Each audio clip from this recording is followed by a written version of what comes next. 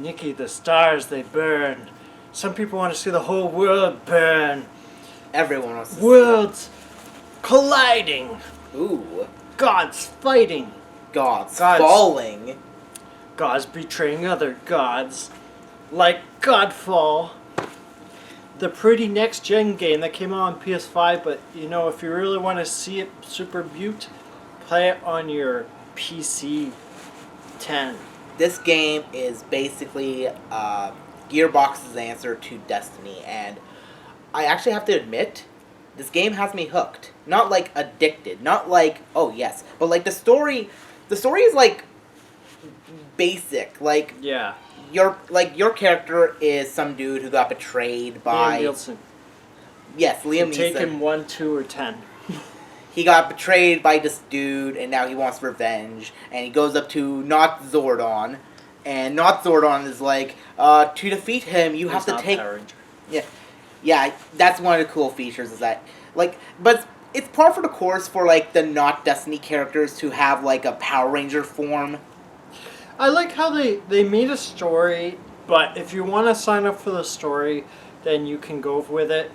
Really, it's just a story betrayal where people trusted someone in power, and the person caused, this outbreak, like a big war, is my understanding. For power. There's more, there's more lore there. I don't feel like it's like Destiny so much, because where, like, I don't think you have to, like, buy in for that lore. Like, yeah, the lore's there, but, like, if you just want to play through the game, like, hacking away, it's very forgiving, this game, because that's what I learned, like, when I first started playing it. When your character dies, If you don't get rare items, like, the game gets really hard, but, like, if you grind, and for a while, like... I didn't even need to grind, like, they that was just the thing, handed me because when rare I played items. it, I got items, but, like, they weren't great items at first, so I just stayed in a few areas and just grind. And now my character's pretty powerful. Like, yeah, he won't be, like, killing everything perfectly, but I found if you put in the extra time to grind, then the later game, like, you become so ridiculously powerful, you can take a lot of hits, too. I feel like this game, you don't need to grind as much. Yeah, I don't feel like it's like some other games. The biggest seller of this game, I feel like it's not really the plot, it's just the graphics, because they look so... They really give you an idea of, like, where video games are going. Like, just the amount of lighting, the detail, the attention to detail, and, like, the voice acting, and just the cutscenes. The controls for this game are super tight compared to the Clown game. The Clown Adventure. A $1 game, or an $80 game, or $120 if you buy for the expansion and pre-order stuff. Hell, it'd actually be more, because as it stands, it's only available for the PS5 and very advanced PCs. Yeah, I mean, you could play this on, like, anything less than a 1080 Ti, but if you want to run it on, like, high or ultra, like, you pretty much need... You'd have to have a 1080 Ti and, like an i7, like an upper i7 or so. Yeah, and early like i9. And given how people are also using these to mine for shit, that price is like... Well, it's just this is a game, like, they designed it as kind of like a Destiny Crisis game pusher, like it'll push your system. A distrucity. Yeah. It's sort of like an outlier, like you either have a computer that will, like, max this game out and there'll be, like, little bits of lag in the cutscenes, or, like, you can barely run this game.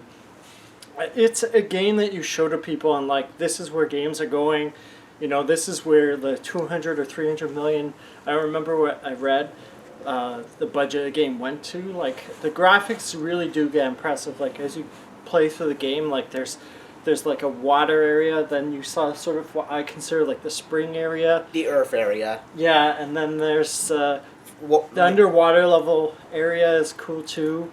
And then you went through the golden sort of like pharaohs. I consider like a pharaoh-like scarab world. But yeah, like you could tell they put a lot of time on the graphics side, and like there's very few games in my opinion that look this good right now and need this much hardware. So This, I think it sort of feels like a grinder game, though.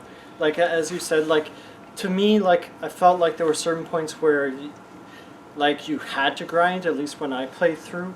for me, I didn't So- really feel the grind at all. Like, it just handed me weapons. And Yeah, I was surprised by that because like I found when I played through, like there were certain parts where, you know, I had to grind because I would just die. Maybe you're just like, I don't know how that worked for you, but I think it was just like, it was just either a lucky streak or the game just starts off really easy and then later levels you have to grind. yeah, maybe it's just how the game was balanced when you're in your brief playthrough. But I feel this is a cool game. Like you can play for a little bit and then leave it.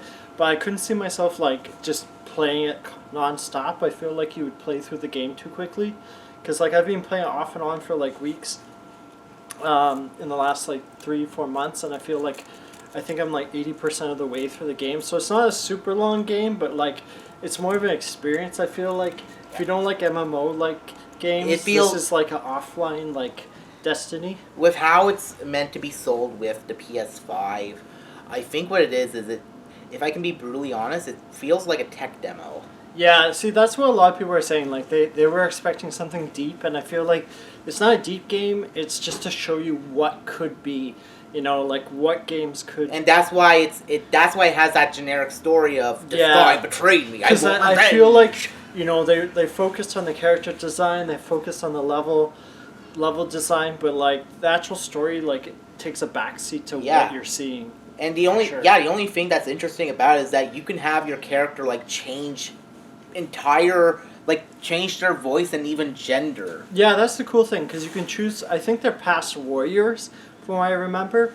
That you can, and they change their voices, and you can like change your gear, and I think that's what makes this game, you know, even though it does get, the fighting gets a little bit like same old, especially if you grind. The I weapons feel are like actually pretty cool too. That's what I was gonna say. Like Yeah. they feel like their own little movesets. Exactly, and they feel powerful, and that's the cool thing about this game. Like, there's some games where you grind, and it's like you're just grinding, but like I think that's the entire point of these. Like, I think it's a looter shooter, but it's not like you don't shoot people. yeah, it's like a grinder gainer. I don't know what you would call it. I would call it like, Destiny-like. Yeah, but I wouldn't give it 10 out of 10.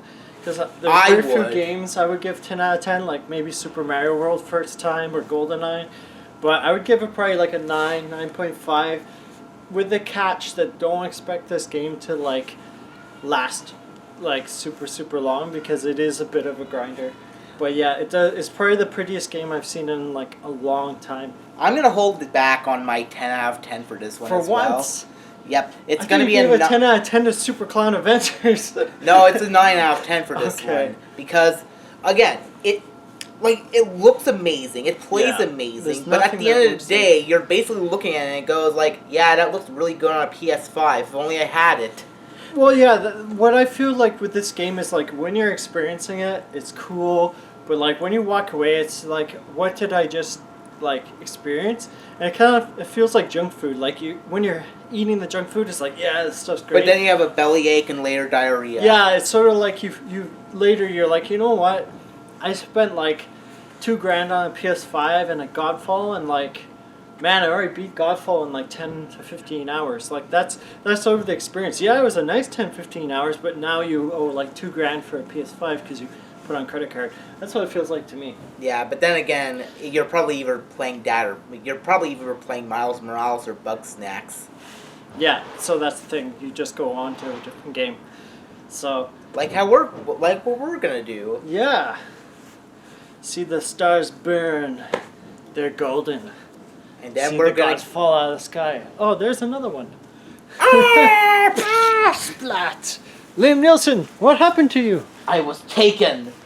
Haha!